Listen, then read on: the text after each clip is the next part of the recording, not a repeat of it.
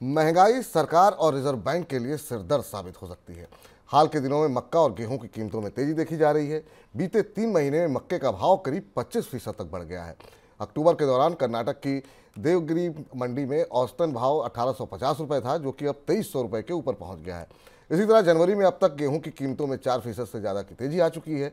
1 जनवरी को दिल्ली में गेहूं का भाव 2600 रुपये प्रति क्विंटल से नीचे था, जो कि अब 2700 के ऊपर पहुंच चुका है। सर, क्या अनाज सस्ता होने की कोई उम्मीद दिखाई दे रही है या फिर इंपोर्ट ही करना पड़ेगा? ये लगातार हम इस खबर पे मनी सेंट्रल के दर्शकों को बता रहे हैं और ये नया आंकड़ा है।